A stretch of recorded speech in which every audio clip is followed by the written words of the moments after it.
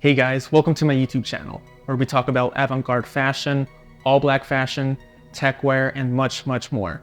Today, we're going to be taking a look at the Bamba 2 by 11 by Boris Bidjan Saberi and Salomon, two incredible brands that came together to create one of the most iconic and futuristic silhouettes within the fashion world.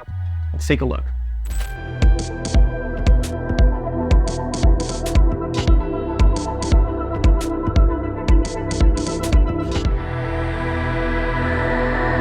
So to give you guys some more background information on the two brands, 11 by Boris Bidjan Saberi is Boris's offshoot brand, kind of like Dark Shadow is to mainline Rick Owens. It's a little more street style, it's a little more casual, but it still brings together all of that artistry and unique nature that BBS has at a more digestible price point. It's still quite expensive. On the other side of the collab, we have Salomon. For those of you who don't know Salomon, Salomon is a French brand known for creating some of the best hiking and trail running gear in the world. Their stuff is made to be reliable and to be able to withstand any type of weather condition. And then you bring these two amazing brands together and you get the Bamba 2.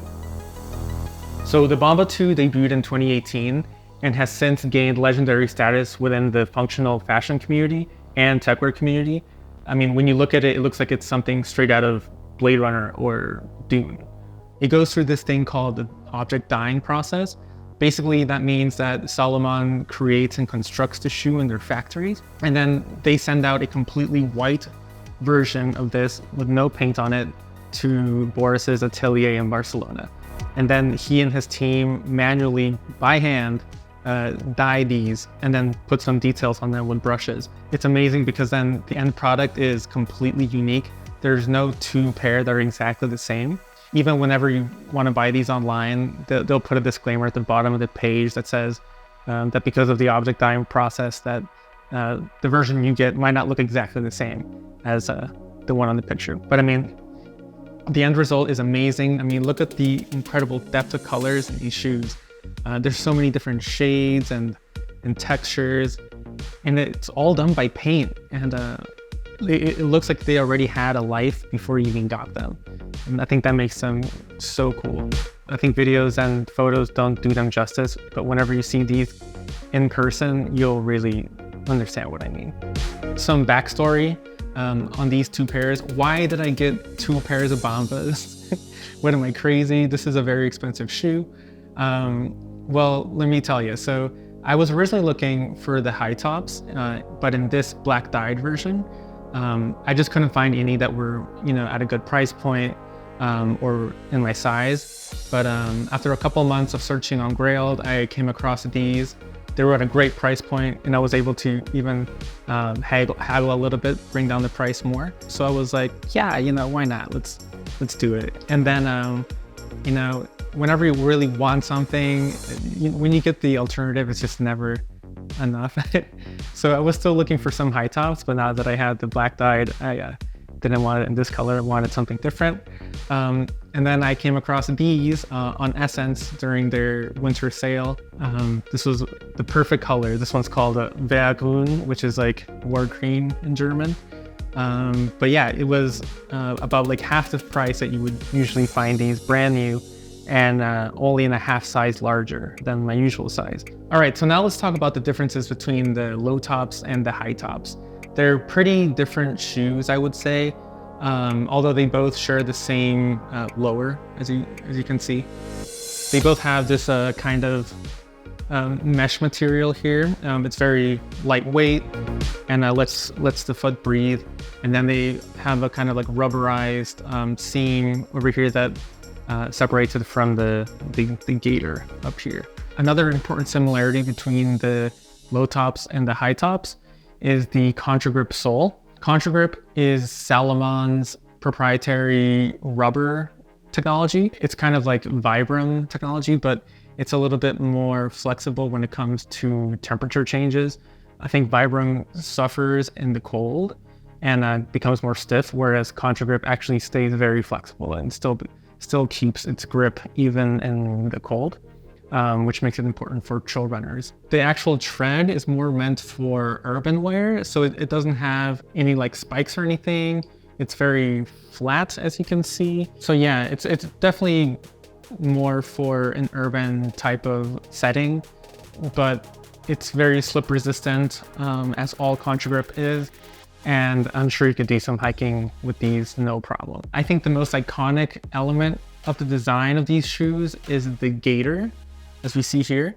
In the lower, it ends at the beginning of the ankle, kind of like at the top of the tongue. And then the high tops, it goes all the way past the ankle, right before the calf.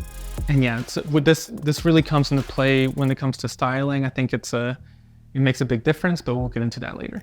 They also have reflective details like the 11 here and the 11 in the tongue of the high top and on the interior of the low top.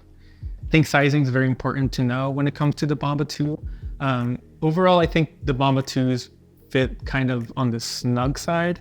So I took the lows in my original size of 44 EU, which I think is a 11 in the US size, and it fits actually perfect. Like my toes are right on.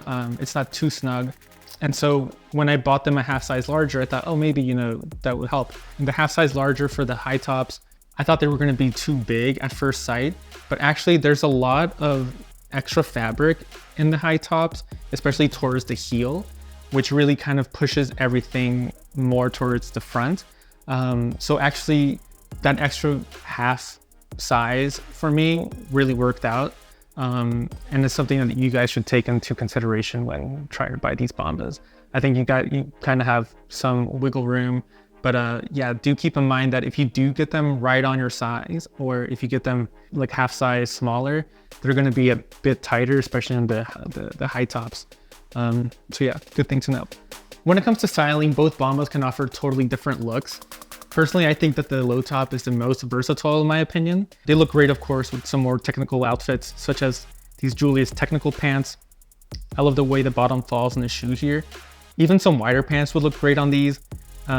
Here I've got some Rick Owens jeans on, and even though it's not as seamless, I think that the silhouette really builds on that futuristic look from the mid-2010s, where you had cropped pants and Adidas Ultra Boosts and Yeezys. So you can style the high tops in several different ways. Obviously you can wear them with the zipper all the way up, which makes it really good for all those technical outfits. Makes it more streamlined, so it goes up into more tapered pants look. But then also, one of my favorite ways to wear them is with the zipper kind of halfway, and then you kind of push out the tongue here. One thing that a lot of people don't know about the high tops is that on the interior, there is this kind of ankle support, if you can see here, and it's got these extra eyelets. Now, these eyelets I wouldn't use normally if I'm putting the zipper all the way up because they're kind of redundant. But when you're pushing the tongue out, you can actually tie the shoelaces behind the tongue, and it will still support your ankle with these ankle supports. I think that makes it really cool. That gives it a really cool look, a little more casual. In this way, you could wear it more with jeans, even with shorts, I would say. So definitely not only a technical kind of outfit. I think the Bambas really do have a lot of versatility when it comes to styling. 11 by VPS does make a Goretex version of these, although that doesn't mean that it's more waterproof or anything like that. It just means that it's going to be warmer during the colder months. Now, in terms of reliability, like I said, I've been wearing these since summer 2022, and I haven't had any problems with them. I've been wearing these probably like 2 to 3 times a week, and so far the sole is holding up fantastic, which is not surprising from Salomon's Contra Grip.